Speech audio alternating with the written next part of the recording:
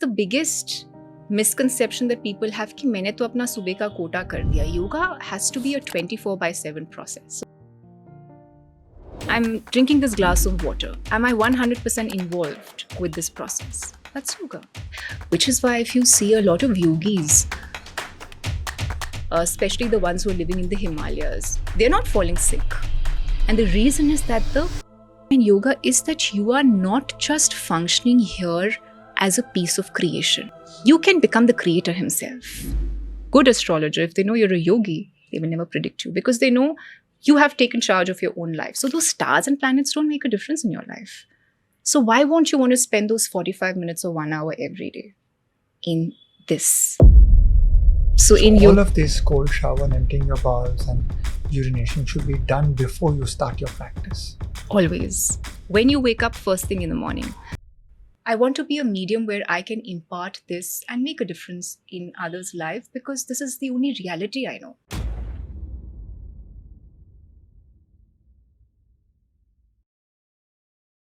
Touted as one of the youngest and brightest pioneers of yoga and wellness in the country, formerly a national swimming champion for 14 years, Shloka is an alumna of the prestigious St. Stephen College and the Delhi School of Economics.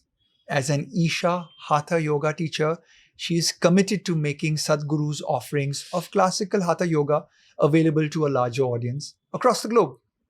She regularly conducts yoga programs online. I'm going to become a student of hers, and in person at various destinations around the world. Now, Shloka closely works with various corporate organizations like Ernst & Young, healthcare organizations like Fortis, and the All India Institute of Medical Sciences, and various NGOs, giving them an unparalleled opportunity to learn classical Hatha yoga in its full depth and vibrancy. I'm excited to even learn from her. She's also a yogic nutritionist, something I want to quiz her about today, and is also a diet and lifestyle expert. Shloka, welcome to my podcast. Thank you. It's a pleasure to be here. Delhi School of Economics and now yogic guru. What was the journey and how did it start? It was one of inadequacy, actually. I've been the only child.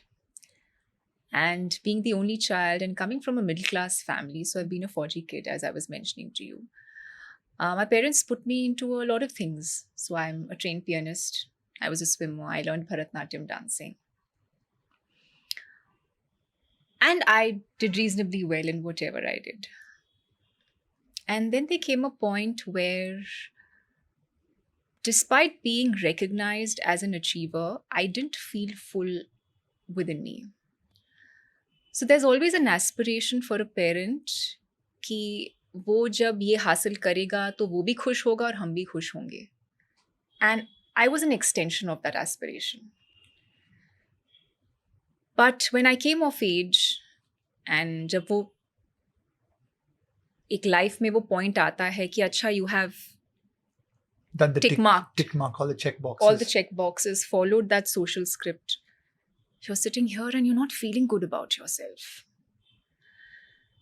And I was between jobs and I was constantly changing my field of study and changing jobs, thinking that the next best thing is going to give me that sense of satisfaction and contentment and not really quite sticking on with anything.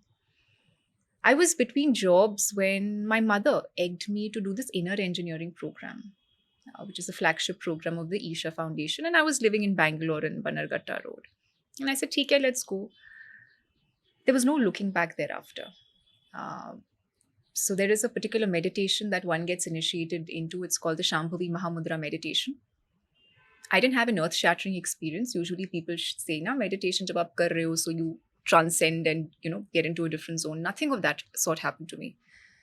But I still remember that particular day was one of the happiest days of my life. And it just felt life was at ease. It was effortless for that serene. One day.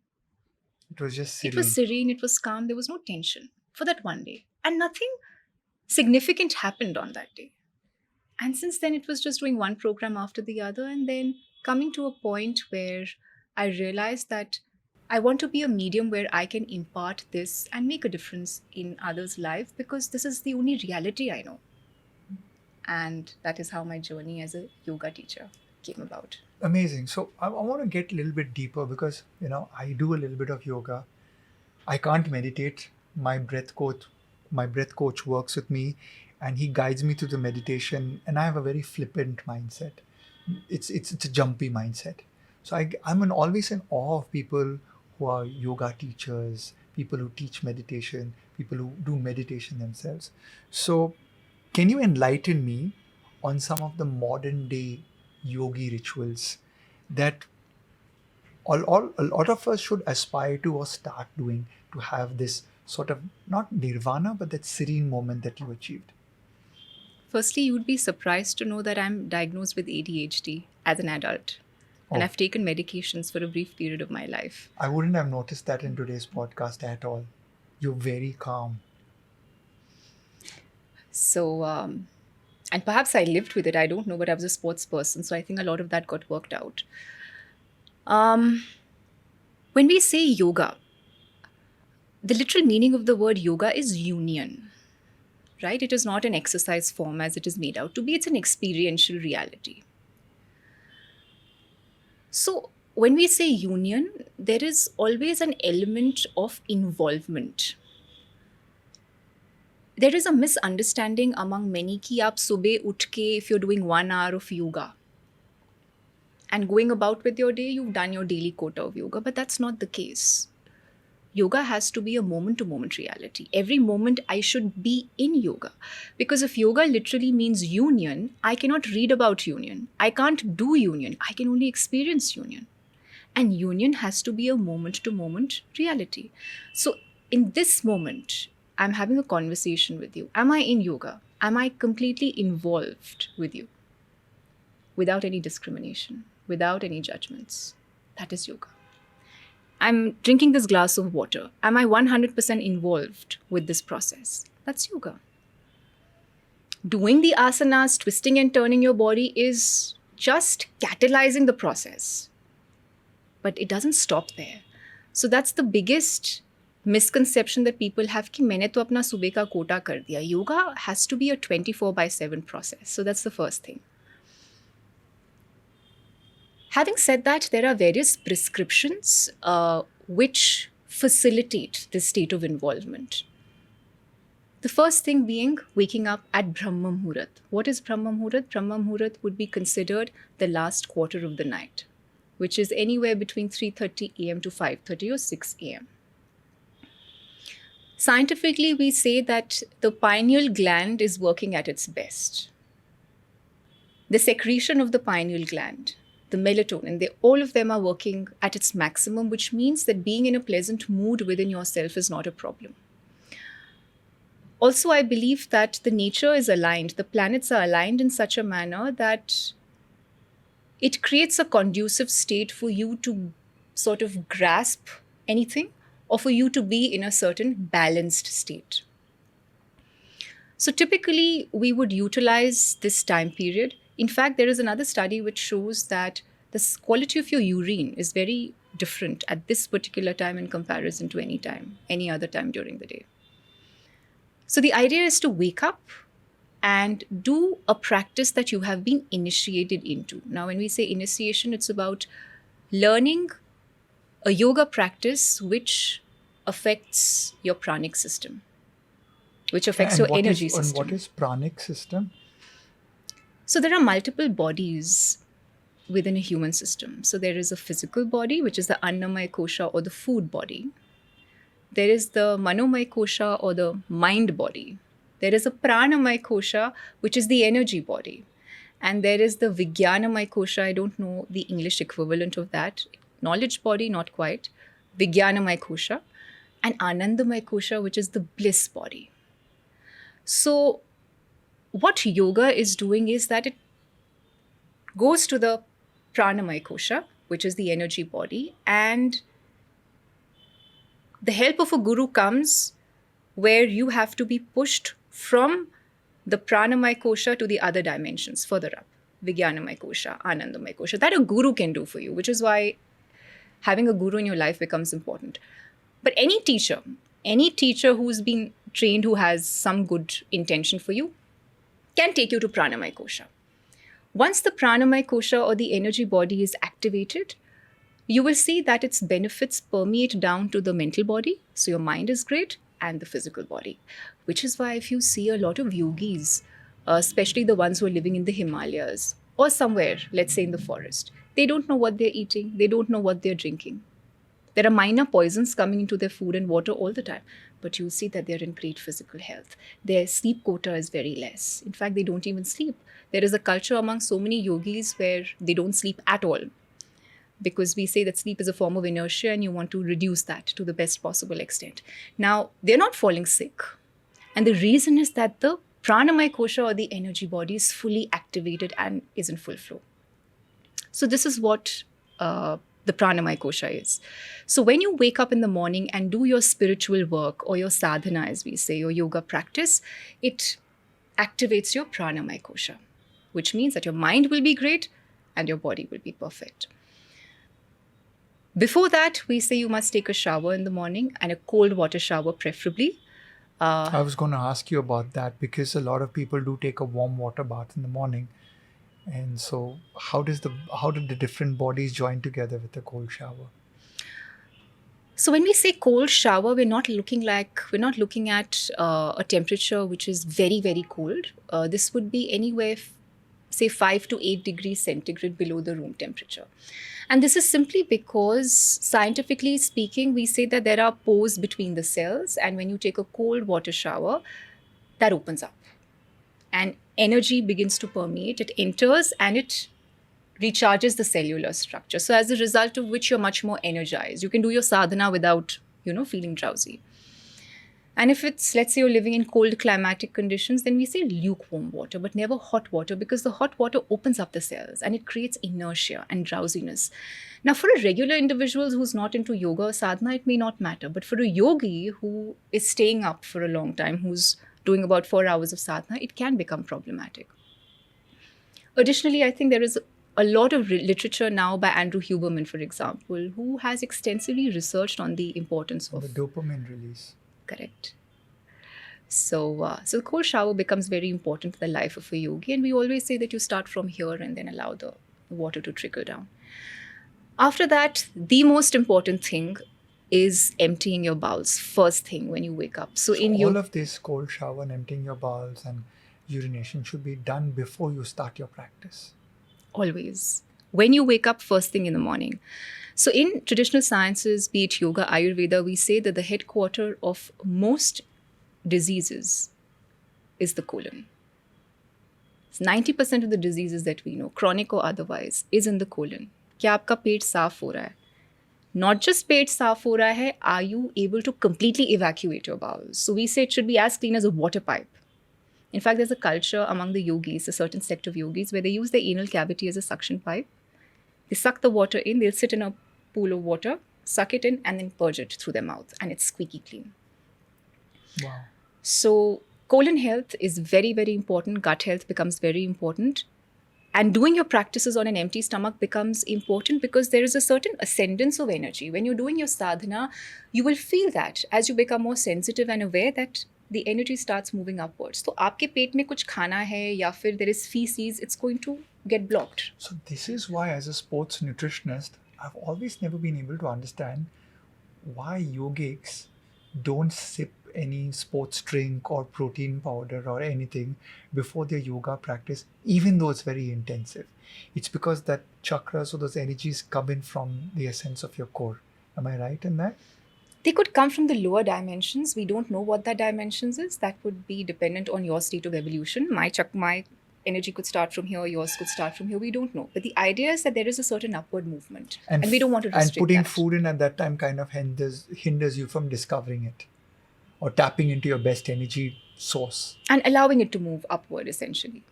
Speaking of energy, I am ignorant of Ayurveda. I read, but I'm not a trained expert. I'm a nutritionist. And you hear this word, Kapha, Pitta, Vata, and then doshas. So I want to start off with, what are doshas? And are these building blocks that can determine what diet and lifestyle can follow? So as a yogic instructor, give me your take on that. Yoga and Ayurveda are good together, but they do diverge at several places because, again, Ayurveda was meant for a different audience. Yogis have still a different set of prescriptions, and you'll see it a lot of places. And I get this question a lot because we do this online yogic diet program. And when I talk about certain things, they turn around and say, oh, but Ayurveda says this. And I said, they're not the same sciences, they're very different. Talking about Ayurveda, Vata, Pitta, Kapha is predominantly an Ayurvedic construct. They are also known as Prakritis. Prakritis are constitution. So either I could have a Vata Prakriti or a Pitta So this Prakriti. Prakriti is like a constitution? Constitution. Okay. What are these constitution? What is the constitution? These are certain factors which come together to decide how my physiology functions, body and the mind. Who decides this? Your genes, your genetic, your DNA, what you But inherited my from your yogic, parents. I should discover this myself, or my yogic instructor will kind of look at me and tell me what is my composition.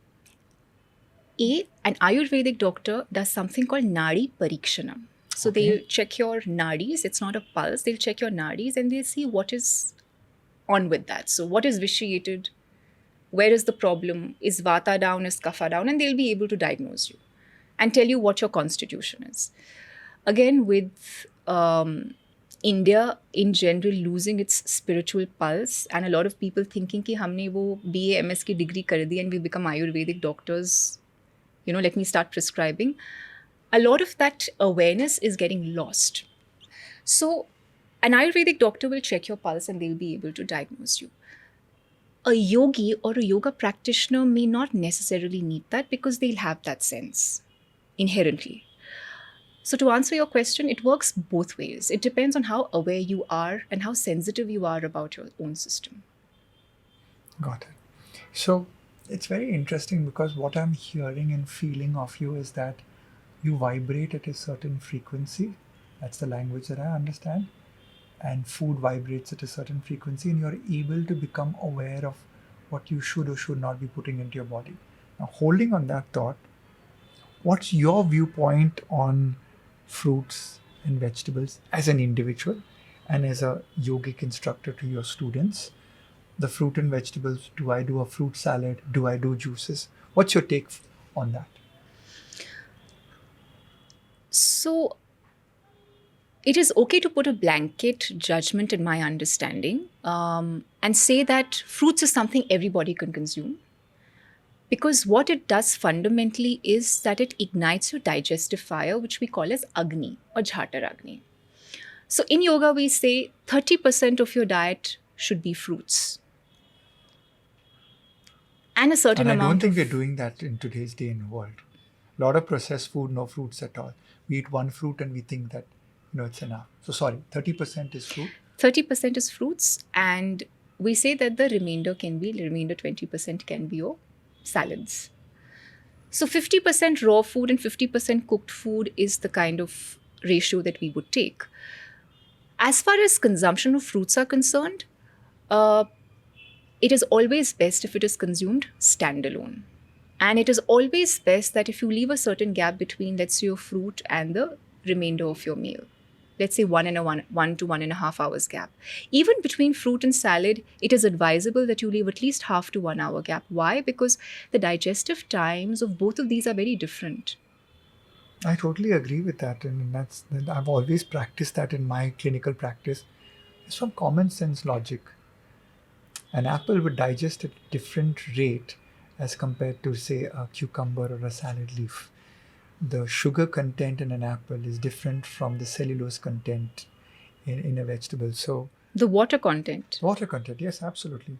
So it's very interesting that ancient Indian practices have directed us to understand our energy and understand our foods and the digestion energy that comes out of that. So that's something that's very interesting. Speaking of digestion, the other part of digestion, fasting. We talk about the circadian rhythm. I do genetic testing of the circadian rhythm. Some people are morning clocks, some people are evening clocks. As a yogic instructor, what are your teachings and what are your learnings from Sadhguru's point of view on fasting? And if it is encouraged, how can the human race, because I always reflect this that the human race is eating too much of food today. But to tell them to fast is like asking them to give up their car or giving up hot water showers. So Hmm. fasting is something very delicate. What's your take on fasting? So in Ayurveda, there is a term called Langana Param Aushadham, which Repeat that means again. Langana Uh-huh. Param Huh? Aushadham, Okay. which means fasting is the ultimate medicine. Powerful. Very important. Both Ayurveda and yoga would endorse it. How we would do it is something called Ekadashi, which comes about once in 15 days. In about 40 to 48 days, you would experience And it is three this based on the times. moon cycle? I keep hearing this term from my clients, Ekadashi, Ekadashi. So I was like, Ekadashi. And I was thinking, okay, one time I'm going to fast. It's like they're negotiating with me. But now I understand it's like that lunar cycle period that you get into it. I am not very sure astrologically what's happening up there, but I do know that there are certain alignments in the cosmic space So where, is there a calendar for this? yes, So I can Google yes, up yeah, which day is Ekadashi and then do the fasting on absolutely, that the day. lunar calendar. Okay. So certain factors, these alignments, Do you fast on that day? I do. And your fast is like no water also? You have No, I water? have water. Okay. Any other foods allowed in the Ekadashi day? I would think cucumber. So that would again depend on where the person is, how comfortable the individual is Is with fasting, because you fasting. never want to force the first person to fast. So let's say they're into yoga practices and they're able to So like you're a fast veteran and you can just go all out. all out. But if you're a novice, you're kind of flexible and stuff like that. Yes. So we say you do a falahar or a fruit diet if you're not comfortable fasting. And if you feel hungry in between, then you can have an amla with, let's say, some salt because it tends to curb the hunger pangs. Otherwise, it is fasting. Let's say if Ekadashi is tomorrow, I've had my dinner today. I'm not going to be eating hereafter. And I will break my fasting with the meal that I have tomorrow, which would be something light, let's say kanji, khichdi, papaya, very light foods. But otherwise, you have water. In yoga, we also have neem and turmeric early in the morning, like raw neem leaves and a ball of turmeric. We'll have that. We'll take a little honey laced water in the morning. And you're doing your regular work. So that is fasting. Awesome. Would you as a yogic instructor do 2-3 days in a row? No. Why? Only because it isn't prescribed. And internally, I haven't felt the need to, because as yoga practitioners, we're only eating 2 times a day. So in any case, you are following a sort of intermittent fasting schedule. So I'm eating, let's say, the first meal is between 10 and 11 and the second meal is between 7 and 8. It's a full meal. And let's say if I am into intense physical activity, then in the afternoon, I might take a fruit. So eat to your capacity. Don't overeat is part of the yogic practice. Speaking of eating to our heart's content, I'm a huge prescription nutritionist for raw fruits and raw vegetables, as you said. What's your take on the raw veggies? And when? If you're a yogic nutritionist, when would you prescribe, okay, this is the time for you to eat raw vegetables? Raw vegetables, great for the gut. In fact, I think some nutritionist somewhere had mentioned that it acts like a brush in your system. You know, the toilet brush, it Yeah. comes and it cleanses Because everything. of the fiber content and the water content. Yes. The only time this becomes, we need to exercise some caution is if there's an individual with a weak digestive system, let's say an IBS, or a Vata Prakriti. Let's say if the element of Vayu, a person with a Vata Prakriti would have more of the air element. They would be gassy. They would be leaning towards constipation or diarrhea, the extreme. So we would say you exercise caution. But otherwise, there's no problem. And we would say before meals, not with meals. Again, the digestive times are very different. So a salad, a raw food always gets digested quickly vis-a-vis a cooked meal. So you have it first, leave a gap if you can. Otherwise, have the fruits and the salad first, and then follow that up with cooked meals. And we say any individual above the age of 30 should have 2 meals a day because your metabolic fire keeps going down. You can't give it the same amount of meal as you were when you were in your 20s. And also because we have to maintain an empty stomach condition for our sadhana. Shloka is very, very interesting. I'm not formally trained in Ayurveda or yogic science or anything. I'm trained in medical nutrition. And when we slap on the continuous glucose monitoring device, these small devices that monitor your blood glucose levels, I have seen patients and clients, when we do the raw vegetable first, and then we do the protein, and then we do the grain, the glucose spike is actually the least. Okay. So there is an ancient wisdom and truth which our sages discovered without any of this technology. So what you're actually saying actually resonates with me when I tell people start with a salad first. So my mom and me always have this argument. She's born in the Portuguese culture where we do soup first, and soup is cooked vegetable. And I say, no, no, let's do salad first, then we do the soup, and then we do the grain, which is the bread or the rice with a little bit of your lentils or your dals. And so there is ancient wisdom over there, and the CGM devices actually prove that. So, I mean, it'll be very interesting to put a CGM device on you and see how your blood sugar level never fluctuates.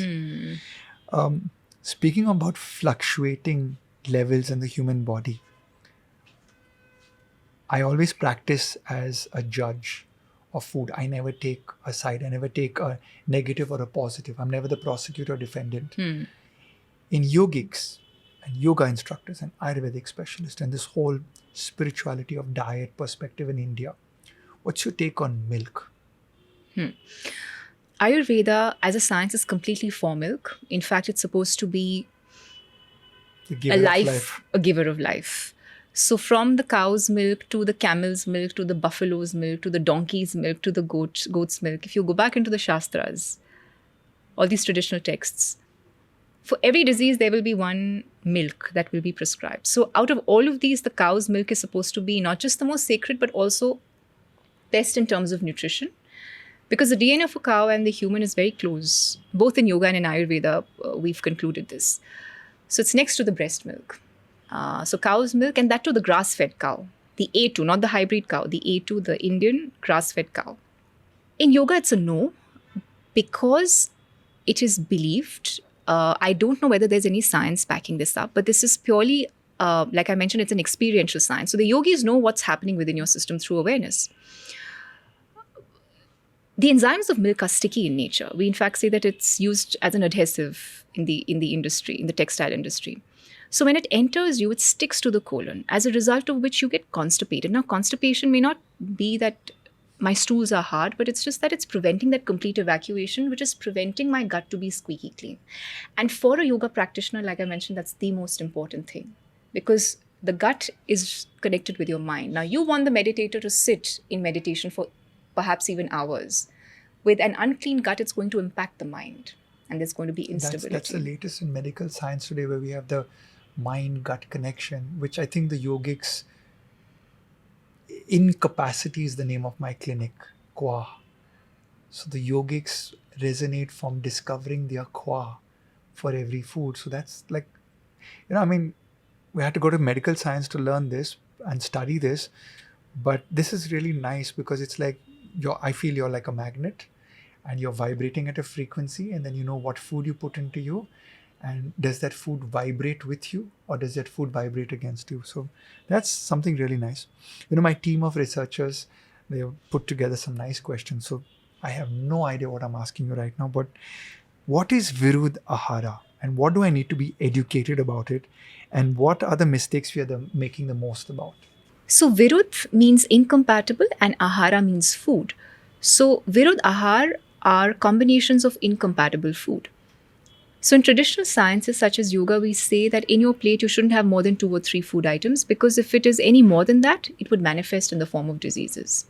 So you should not just limit yourself to those 2 to 3 food items, but also ensure that they are compatible.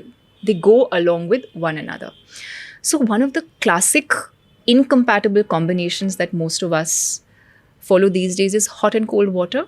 Maine pani garam kiya, I don't have the time, I'm rushing for work, and then I just put some cold water and dilute it. That's Virudahar for you right there. Milk and fish, milk and any other meat item. So the chicken biryani is actually disastrous for the system. Because one is that chicken and rice don't go together. Both are high on fats. And the other is they marinate the chicken with dahi these days, with curd. You have it with raita sometimes. So incompatible combinations. Honey should never be heated. We say whenever honey is heated, it crosses a certain temperature, it becomes poisonous. So you never cook in honey. You should just ensure that when your water is maybe slightly cooler, or let's say in lukewarm, that is when you lace it with a little bit of honey. There are several such incompatible food combinations. Another one being milk and fruits. So fruit milkshakes are the worst thing, and banana milkshake is the worst of them all. Very, very highly incompatible with each other. And we say in yogic sciences that one reason allergies are on a rise is because of these incompatible food combinations.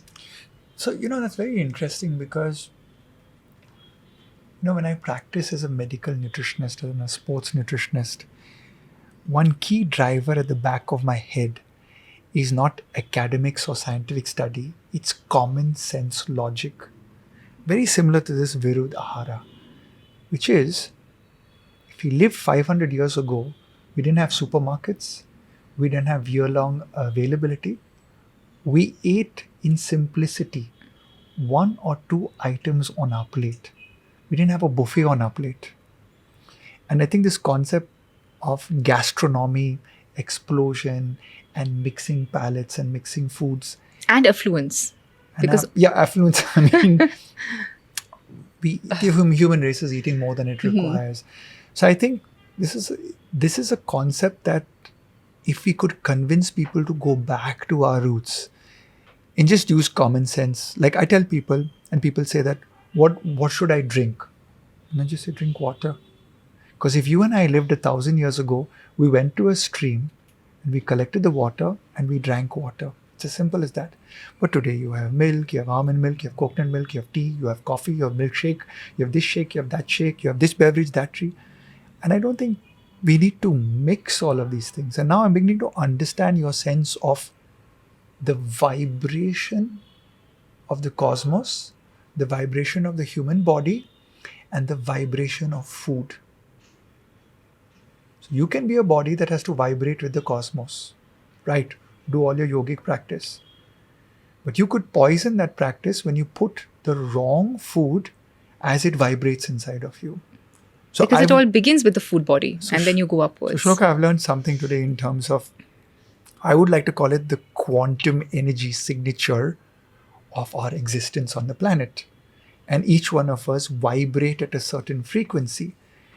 And when you get your spiritual body or your pranic body or whichever bodies that you talked about to vibrate one after the other, just putting the wrong foods in your body causes those vibrations to clash with each other. Absolutely. So speaking about vibrations and clashing, the human race is contaminating the human body. It's not treating it as a holy vessel. What are some of the things as a yogic instructor you would give to me as advice or your students as advice in terms of detoxifying the body? So obviously, yes, there will be a lot of exercises that you could do. Tell me some of those. And from a detox point of view and a food point of view, what would you do as a yogic nutritionist? When it comes to the yoga practices, yoga works in entirety. Yoga will never just look at your kidneys or just look at your spine. Yes, there are certain practices that could stress on that faculty of your system and work towards impacting that, but it's always holistic because here the idea is not with the body. It goes beyond that. So even if, let's say we do a practice called Yoga Namaskar, which is great for the spine, but you will see overall, you'll see a very good bowel movement with that as well. So for me to pinpoint and say that a particular practice will cause a certain benefit would be incorrect. But in terms of the food aspect, the first thing is the classic warm water with nimbu or with lemon. It helps to flush out the toxins from the kidney. That's the first. The second would be the fenugreek and the jeera water. So this is an Ayurvedic tip. Here we take about, say, 1 teaspoon of fenugreek, half teaspoon of jeera, and you soak it in water overnight. Let's say 150 to 200 ml of water overnight. In the morning, you sieve out the seeds and you drink that. Very good for diabetics as well because it controls the sugar levels. This is a great detox drink. However, if you're doing the yoga practice, then you ensure that you're consuming this 1.5 hours before the yoga practice. 1.5 hours before. If you're not doing the yoga practice, you can consume it immediately. So if somebody gets up, evacuate the bowels, has a cold shower, drink the water, then wait 1 hour? I would say drink the water because it also helps with the peristaltic movements. Got it. But I still need to wait for 1.5 hours. So if I want to do my yoga practice at 6 o'clock in the morning, I got to be getting up at around 4 a.m. in the morning. 4 a.m., which is why for yoga practitioners, we don't even suggest these. We say have your warm water, lace it with a little bit of honey because you need that for cellular recharge and to create flexibility in the muscles, and then you leave no gap at all because you've just laced your drink with a little bit of honey, which means you haven't disrupted the empty stomach condition. And then we take about one, if you get neem leaves, we say you have the neem leaves, say 7 or 8 neem leaves with one ball of turmeric. So it helps to cleanse the colon again, the digestive system. And then you start your yoga practice immediately. Awesome. I've been plagued by a cough. I've tried everything possible for the last 1 month. My favorites are tulsi. My favorite is manuka honey, which has an antibiotic in it naturally. Jamun honey. To a lot of warm water, a lot of green teas, a lot of khada and all. But before you came on, my team gave me this, and it's like there's stuff in yoga and Ayurveda that you can do. So, what's the tip, master, that you can give me in terms of getting cough, colds, fevers, and everybody out there suffering from these coughs and colds? What's our ancient wisdom in Ayurveda and yogic practice have to say? Without a doubt, it has to be a yogic practice in your life every single day. I had acute bronchitis as a child growing up, and I used to have this pharyngitis, which is, the certain things, inflammation, and then, the throat paining, and every Were your tonsils week. removed? No, they weren't removed, which is why I was put into swimming actually on the behest of a doctor. But nonetheless, after I left swimming and after I began working, I used to frequently have sore throat, and this part always remained very vulnerable. 2017 is when I started yoga. I haven't looked back. I've not had a bout of fever, I think, in the last 6-7 years. And maybe the only time I fell down was when I took the vaccine. Maybe a matter of few hours, and I sweat it out. I recently went skiing when I was at a retreat, doing a retreat in Kashmir, and I experienced this for a brief period of time. I just had some warm water. Next day, I did my Shakti Chalana Kriya. I was fine. You did your? Shakti Chalana Kriya. Now, that's a form of pranayam, which I recommend to individuals, particularly who have a very sensitive How respiratory easy is that tract. to teach to a person? It is a residential program. So firstly, these programs don't happen online because you manipulate someone's energy system. So if I'm teaching something online and if you go awry with the instruction, then anything which is powerful is always subtle. So it could create well-being or it could create ill-being. So one thing that I always tell individuals is don't try to read a book and do yoga. Don't try to watch something and do yoga. Get initiated into it in a live format. And if I had to learn this in a residential program, how much time would it take? This would take about 4 days, and this happens at the Isha Foundation. So even I am not trained to teach that. There are certain teachers What's the name of that again? It's called the Shakti Chalana Kriya. And for the uninitiated like me out there, what does it involve? You must have heard of things like the Kapalabhati, for example, and various others. I don't have the correct jargon for that, but there are steps. So it's about a 40 to a 60-minute process that you do, but it's a complete practice in itself. I'm a huge believer because currently the Wim Hof method is a very famous breathwork scientist who has challenged medical science by them inserting every possible virus into him. And all he did was use breath work. He's a deep sea diver, holds his breath like for 5 or 6 minutes. And he's able to defeat every possible virus. And so there is scientific truth in breath work. And I'm going to be doing this shortly. If you had to summarize our learning and our time together, what are 3 things that you would advise me to do as an individual? You got only 3 things to give me as a gift. And you got only 3 things to give my listeners as a gift. You as Shloka, the yogic practitioner, the yogic nutritionist, what are those 3 things that you would give away? It's like you're stuck on an island and we can't get anything else from you except these 3 gifts. Involvement with life. Okay. Learning to keep your likes and dislikes aside. I think they go together. Because I can only be involved with something if I keep my likes and dislikes aside.